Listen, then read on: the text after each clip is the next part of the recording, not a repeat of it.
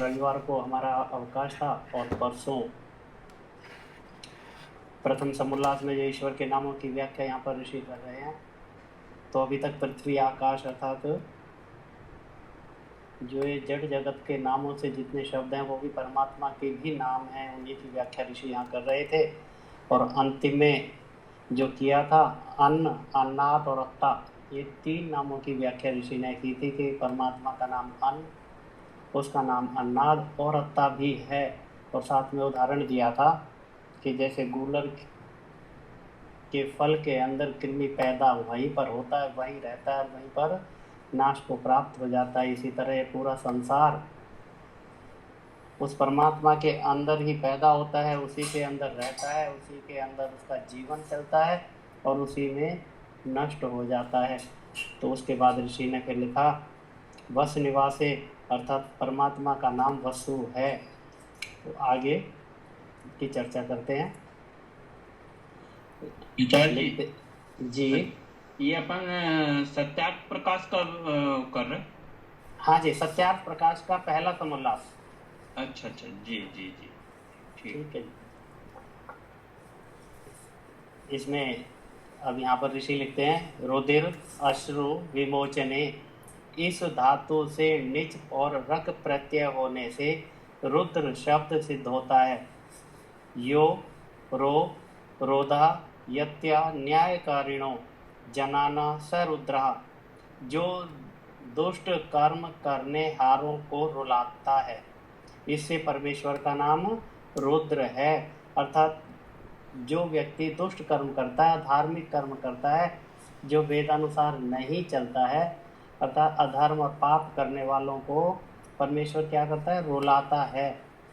परंतु हम देखते हैं कि दुष्ट कर्म करने वाले तो फलीभूत होते हैं, धन संपदा उनके पास होती है, सुख संपत्ति बढ़ती है, परंतु रोते हुए दिखाई नहीं देते। परंतु अगर हम विचार करें तो वास्तव में ऋषि वो परमात्मा उन सबको रुलाता है।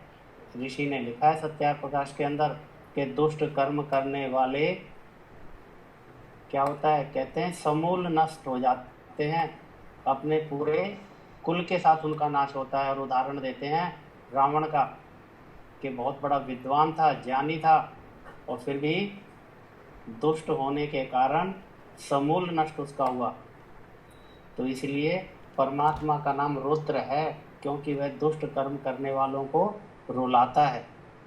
आगे लिखते हैं यन मनसा ध्यायति तद्वाचा वदति, यद्वाचा वदति तत्कर्मणा करोति, यत् कर्मणा करोति तद भी संपद्यते।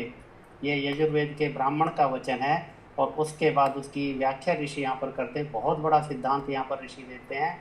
इसको लिखने पर अभी रुद्र की बात कर रहे हैं, क्योंकि रुद्र की परिभाषा तो दे दी। रुद्र क्या है कि रुद्र परमात्मा का नाम है, और वो किस लिए कि वह दुष्टों का ताड़न करने वाला है, इसलिए परमात्मा का नाम रुद्र है।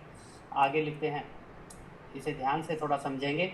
जिस मन जीव जिसका मन से ध्यान करता, जीव जिसका मन से ध्यान करता उसी को वाणी से बोलता, जिसको वाणी से बोलता उसको कर्म से करता, और जिसको कर्म से करता उसी को प्राप्त होता है।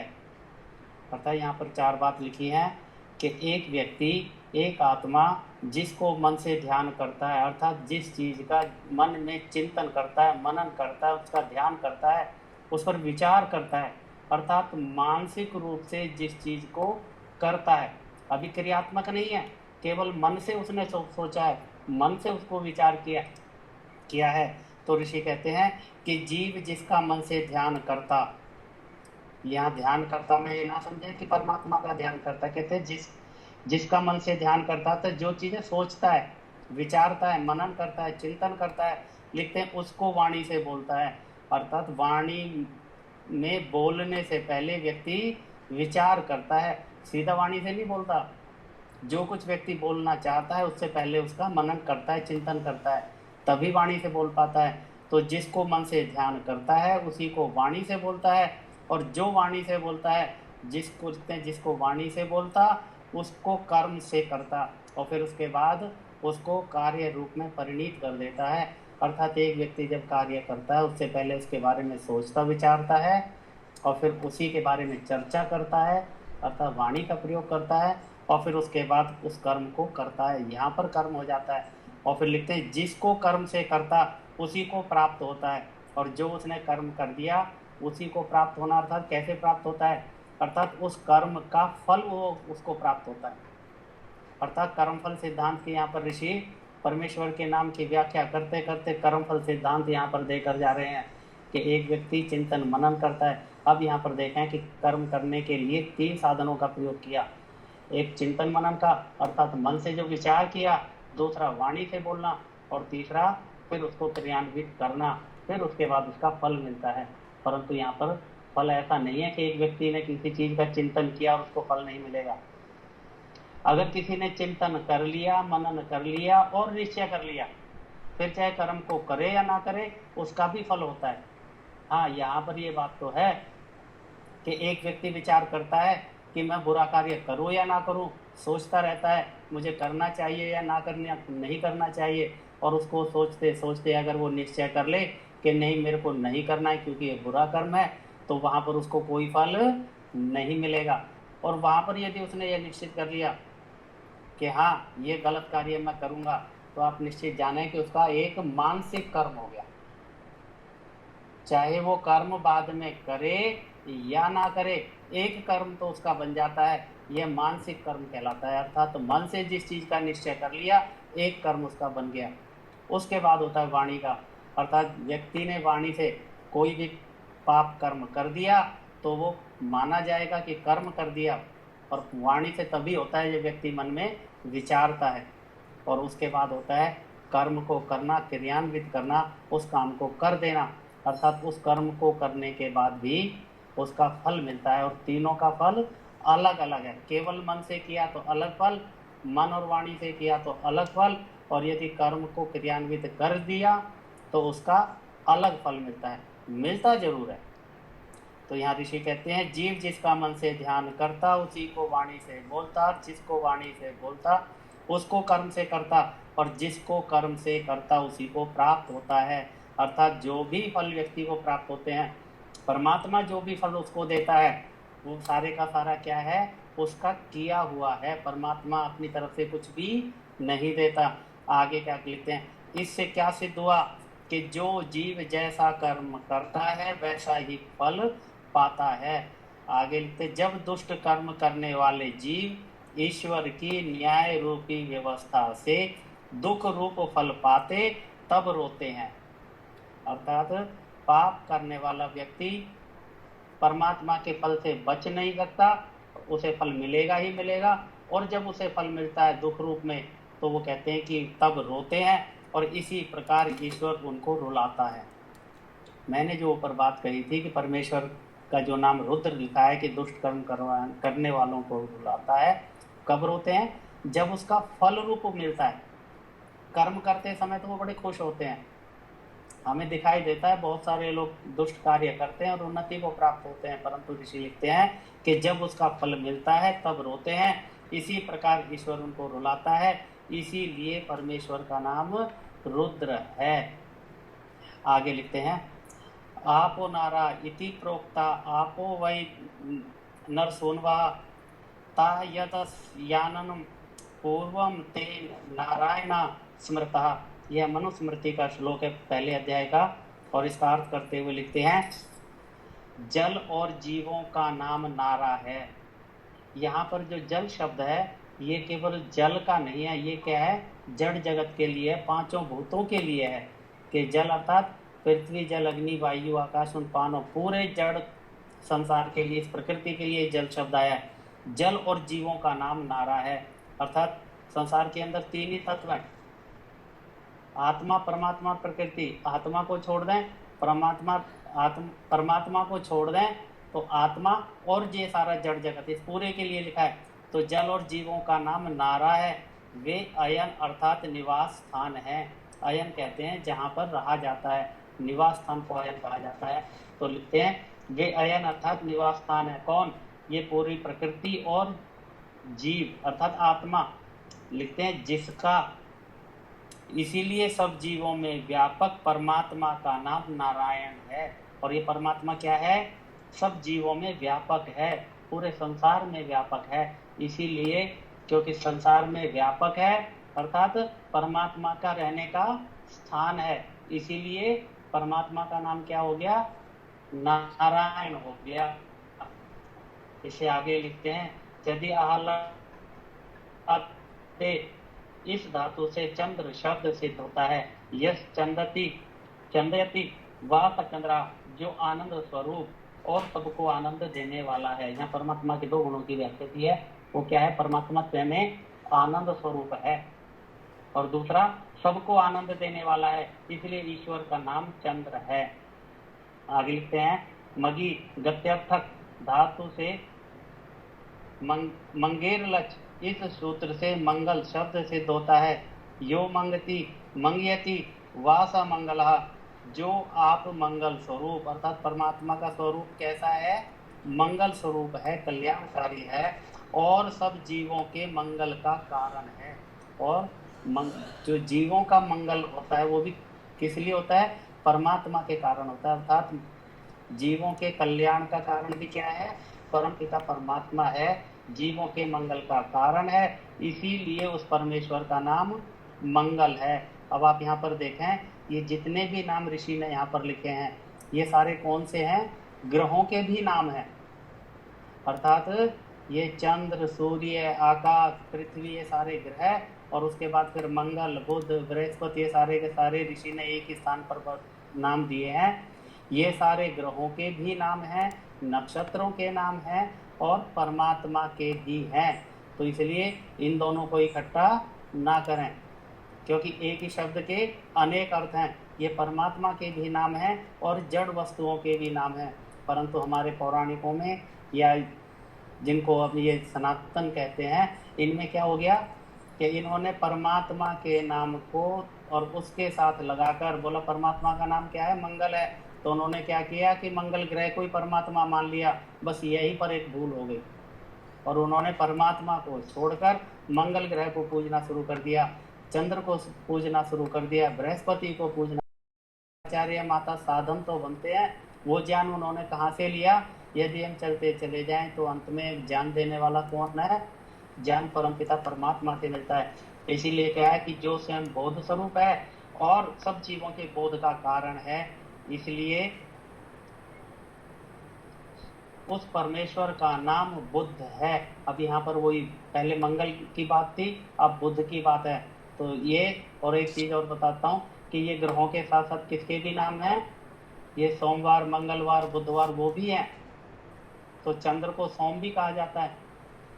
तो आगे लिखते हैं, परमेश्वर का नाम बुद्ध है और कहते हैं बृहस्पति शब्द का अर्थ कह दिया है।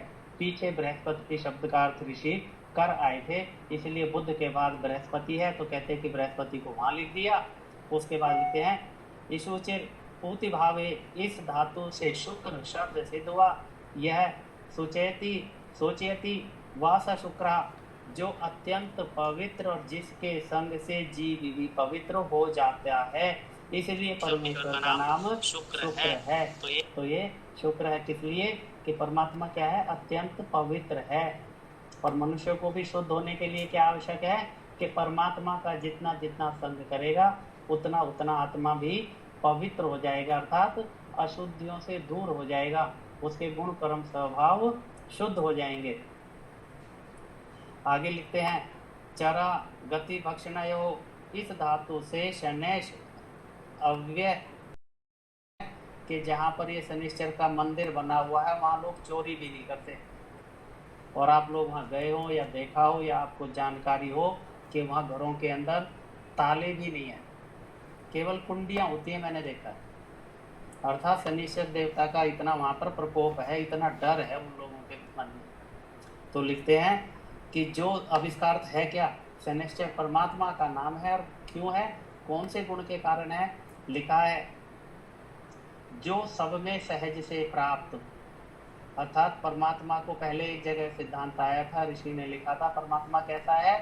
प्राप्त करने योग्य है, अर्थात उसको प्राप्त किया जा सकता है। वो ऐसी वस्तु नहीं है जिसको कोई व्यक्ति प्राप्त ना कर सके। तो वह प्राप्त करने योग्य है। और उसके बाद लिखते हैं कैसे प्राप्त होता है, जो सब में सहज से प्राप्त, और ये प्राप्त भी कहते हैं सब में सहज से प्राप्त होता है। इसके लिए कोई बहुत ज्यादा सब कुछ करने की आवश्यकता नहीं, केवल क्या करना है, उपासना करनी है, परमात्मा के दिए हुए आदेशों के अनुसार उसका पालन करना है, और वो सहज से प्राप्त हो जाता है। और कहाँ पर प्राप्त होता है, ये भी शब्द इसी में लिख दिया, लिखा है सब में, अर्थात कहीं पर ऐसा नहीं है कि आपको कहीं जाना पड़े। जितनी भी आत्माएं हैं उन सब के अंदर अपने आप सहज से प्राप्त है, उसके लिए आपको कहीं पर भी जाना आना खर्च करने की आवश्यकता नहीं है। तो लिखते हैं जो सब में सहज से प्राप्त धैर्यवान है, इससे उस परमात्मा का नाम शनैश्चर है। अर्थात देखें कि जो शनि की परिभाषा ये लोग करते हैं और जो हमारे वेदों में है, दोनों में कितना अंतर है, और परमात्मा का नाम शनैश्चर किस लिए है। उसके बाद लिखते हैं रहते आगे, इस धातु से राहु शब्द सिद्ध होता है। अब ये शनैश्चर से तो डरते हैं, परंतु ये दो और हैं, राहु और केतु, इससे पंडित लोग डराते हैं। पहले अच्छी बातें करेंगे और फिर उसके बाद पंडितों के दो यंत्र हैं ये राहु और केतु, जिसके ऊपर बिठा दिए वो व्यक्ति पूरे जीवन कभी भी सफल नहीं हो सकता, इनके चंगुल से निकल नहीं सकता। तो लिखते हैं रहते आगे, इस धातु से राहु शब्द सिद्ध होता है। यो रहती परित्यजति दुष्टान रायति त्याज्यति स राहु ईश्वरा, जो एकांत स्वरूप जिसके स्वरूप में दूसरा पदार्थ संयुक्त नहीं। इसको समझने का प्रयास करेंगे। अभी 2 दिन पहले कोई सज्जन इस बात की चर्चा कर रहे थे, उनका यहाँ पर, उनके सवाल का यहाँ पर उत्तर आ जाएगा। कहते हैं जो एकांत स्वरूप जिसके स्वरूप में दूसरा पदार्थ संयुक्त नहीं, जो दुष्टों को छोड़ने और अन्यों को छुड़ाने हारा है, इससे परमेश्वर का नाम राहु है। अब आप देखें कि ये राहु हमें कितना परेशान करता है, और इस राहु शब्द का अर्थ क्या है। कोई भी पंडित, कोई भी ज्योतिष ये बताता नहीं है कि राहु कहते किसको हैं, क्योंकि यदि बता दिया तो उससे फिर क्या होगा कि उनकी दुकानदारी बंद। तो लिखते हैं जो एकांत स्वरूप जिसके स्वरूप में दूसरा पदार्थ संयुक्त नहीं होता, इस सिद्धांत को आप जानते चलें। दूसरा पदार्थ संयुक्त कैसे, और कौन सा पदार्थ है संसार के अंदर, फिर 2 पदार्थ और रह गए, एक जड़ और एक चेतन, अर्थात चेतन ये आत्माएं, और उसके बाद रह गया ये प्रकृति।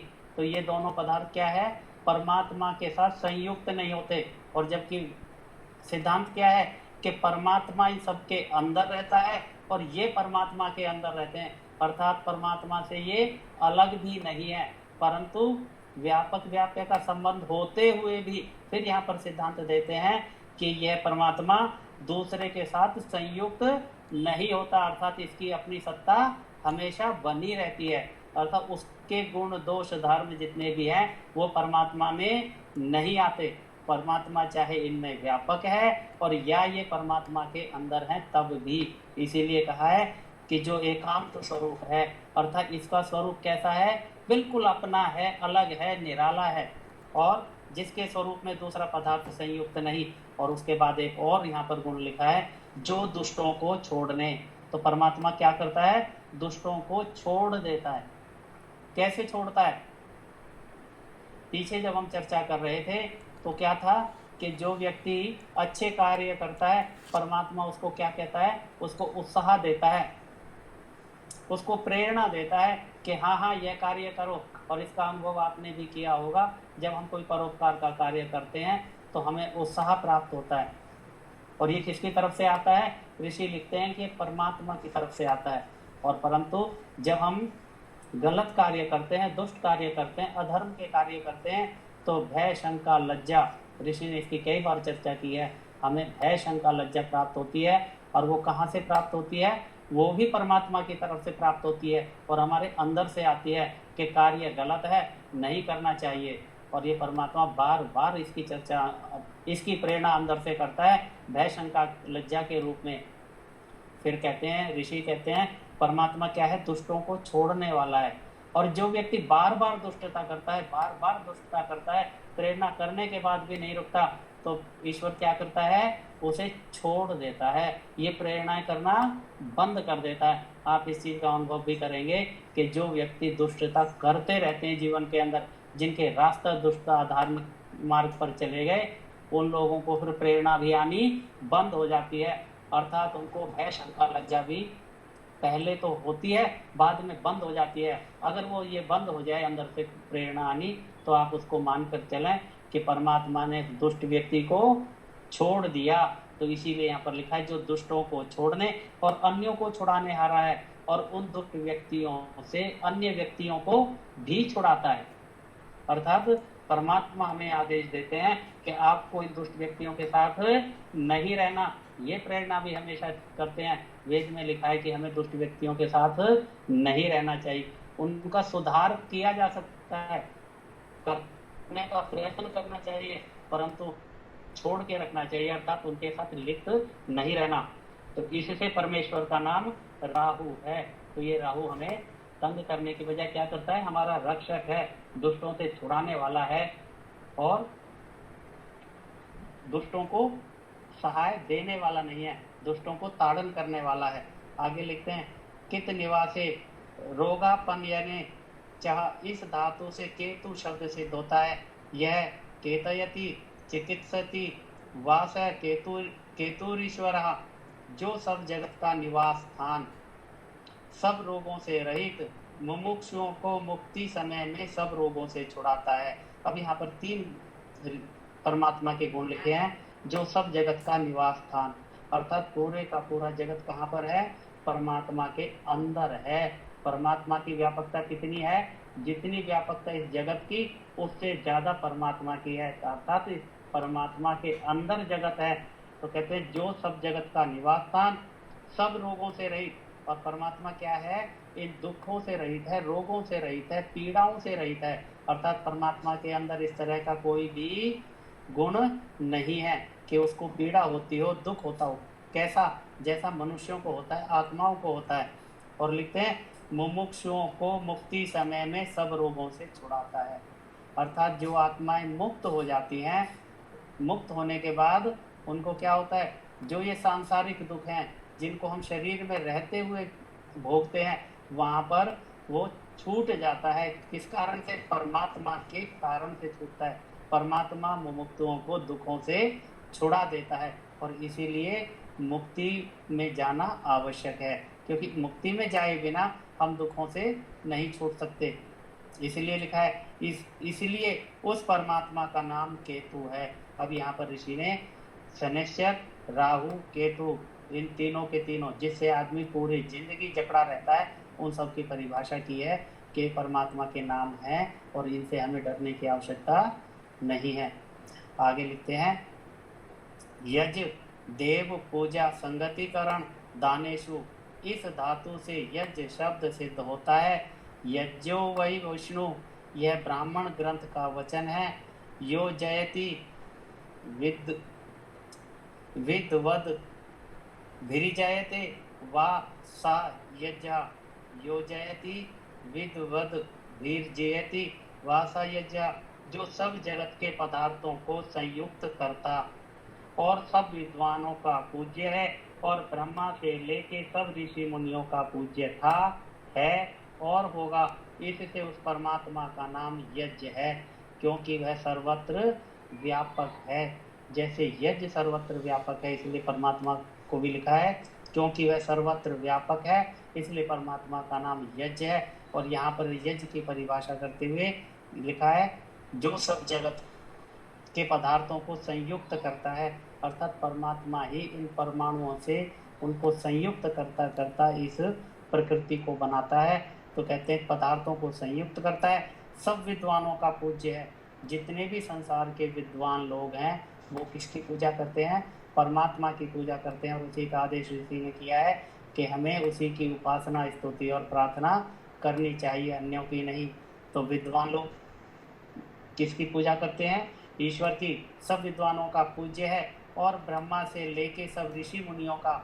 यहाँ पर ऋषि उदाहरण देते हैं कि जब से ये सृष्टि बनी है तब से जितने भी हमारे ऋषि मुनि महात्मा हुए हैं, विद्वान लोग हुए हैं, कहते हैं वह परमात्मा सबका पूज्य था और वर्तमान में भी लोग उसी की पूजा करते हैं और आगे भी भविष्य में विद्वान लोग, ऋषि मुनि लोग उसी की पूजा करते रहेंगे। अर्थात परमात्मा हमेशा से पूज्य था, है और आगे भी परमात्मा ही पूज्य रहेगा। और कहते हैं इससे उस परमात्मा का नाम यज्ञ है। यहाँ पर जो एक शब्द आया है संगतिकरण, संगतिकरण का अर्थ ये भी आता है कि संगति कैसे होती है कि विद्वान लोग संगति किससे करें, सामान्य जन से। किस लिए? ज्ञान देने के लिए। और सामान्य जन किससे संगति करें? विद्वानों से। किस लिए? ज्ञान लेने के लिए। अर्थात ज्ञान को लेने और देने के कारण विद्वानों का सामान्य जन से संगतिकरण क्या कहलाता है? यज्ञ कहलाता है। जिसको हम यज्ञ कहते हैं, यह क्या है? यह यज्ञ का एक भाग है। अर्थात उसको कहा जाता है अग्निहोत्र। अग्निहोत्र भी यज्ञ का ही भाग है, परंतु केवल अग्निहोत्र ही यज्ञ नहीं है। संसार में जितने भी परोपकार के कार्य हैं वह सारे के सारे क्या हैं? वो यज्ञ ही कहलाते हैं। आगे लिखते हैं उदाना दनयो आदाने चेतीय के, इस धातु से होता शब्द सिद्ध होता है। यो जो होती स होता, जो जीवों को देने योग्य पदार्थों का दाता और ग्रहण करने योग्यों का ग्राहक है, इससे उस ईश्वर का नाम होता है। यहाँ पर दो चीजों की व्याख्या की है।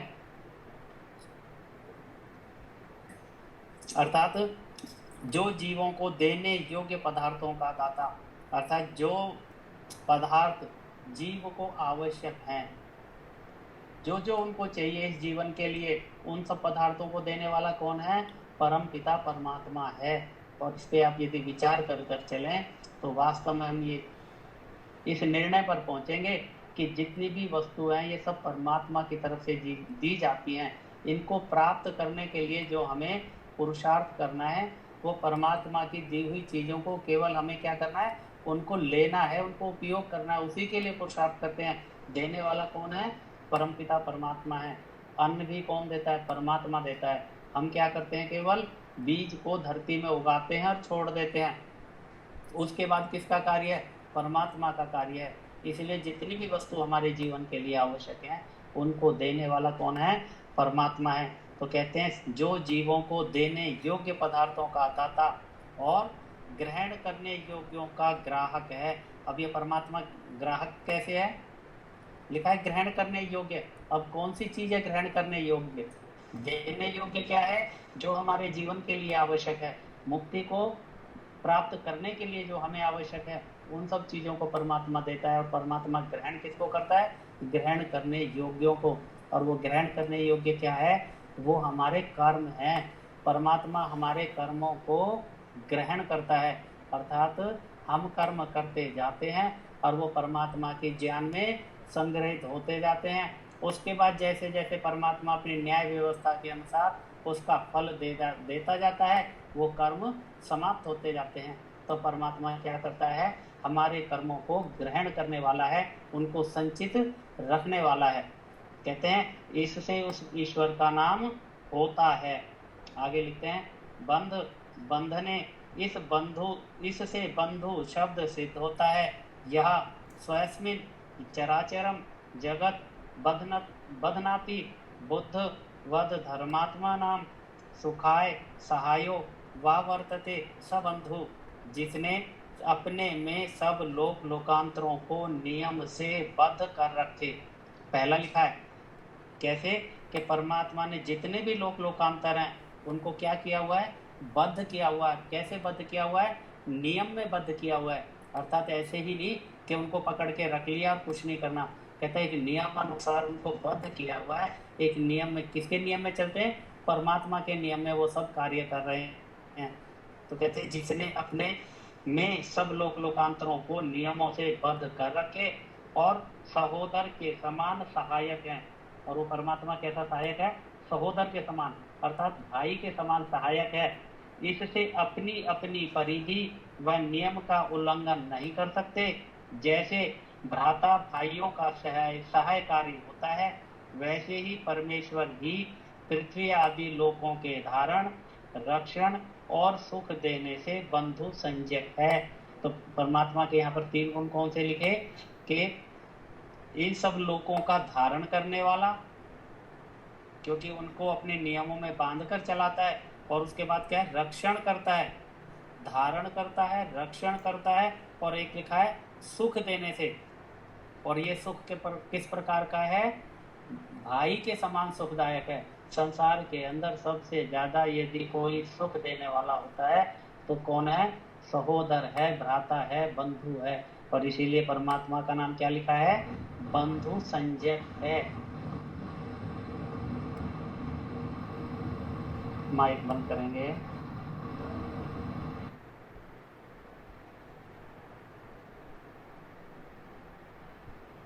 आगे लिखा है पारक्षणे, इस धातु से पिता शब्द सिद्ध हुआ।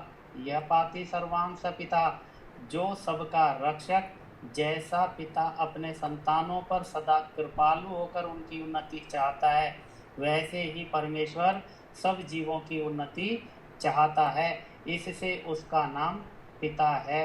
अर्थात हम हर जगह पढ़ते हैं कि परमात्मा कौन है, हमारा पिता है। तो ये पिता की परिभाषा दी है ऋषि ने कि पिता क्यों है, तो कहते हैं कि जैसे एक पिता अपने संतानों पर उन्नति चाहता है, कैसी उन्नति चाहता है, कृपालु होकर उन्नति चाहता है, अर्थात अपने संतानों पर कृपा करता है और उनकी उन्नति चाहता है, वैसे ही परमेश्वर सब जीवों की उन्नति चाहता है। अर्थात ईश्वर नहीं चाहता कि मेरी संतान दुष्ट बने, अधार्मिक बने और गलत मार्ग पर चले, इसीलिए उनको ताड़न करता हुआ, उनको उसका फल देता हुआ इच्छा रखता है कि सब लोग उन्नति के मार्ग पर चलें, धर्म के मार्ग पर चलें। तो कहते हैं कि वैसे ही परमेश्वर सब जीवों की उन्नति चाहता है, इसी से उसका नाम पिता है। आगे लिखते हैं यह पितृणाम पिता से पितामह, जो पिताओं का भी पिता है, इससे उस परमेश्वर का नाम पितामह है। अर्थात परमात्मा क्या है, पिताओं का भी पिता है। अर्थात हमारे जितने पूर्वज है वो क्या है, पिता पर पिता, इस तरह और आगे हमारी पीढ़ी है उन सबका पिता है, इसलिए परमात्मा हो गया पितामह। और लिखते हैं यह पितामह नाम पिता सह प्रपितामह, जो पिताओं के पितरों का भी पिता है, इससे परमेश्वर का नाम प्रपितामह है। लिखते हैं यो मिमिते मानयति सर्वान् जीवान् स माता, जैसे पूर्ण कृपा युक्त जननी अपने संतानों का सुख और उन्नति चाहती है, वैसे परमेश्वर भी सब जीवों की बढ़ती चाहता है, इससे उस परमेश्वर का नाम माता है। अर्थात परमात्मा का नाम पिता भी और परमात्मा का नाम माता भी। अर्थात हमारी माता और पिता कौन, परम पिता परमात्मा। और कारण, जैसे माता पिता एक संतान के लिए हमेशा क्या चाहते हैं, सुख चाहते हैं, उसकी उन्नति चाहते हैं, उसके ऊपर कृपा दृष्टि रखते हैं, इसी तरह परमात्मा भी हमारे साथ उसी का व्यवहार करता है कि वह हमेशा हम पर कृपा दृष्टि रखता है और हमारी उन्नति चाहता है। इसीलिए परमात्मा क्या है, हमारी माता भी है और हमारा पिता भी है और पिता महा भी है, प्रपिता भी है।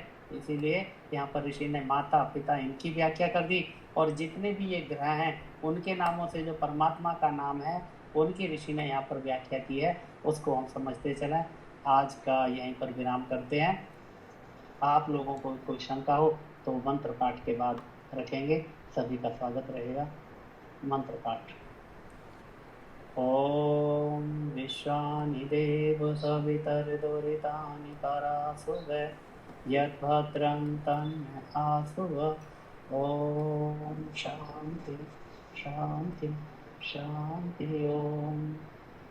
सभी को नमस्ते जी। सभी का बहुत बहुत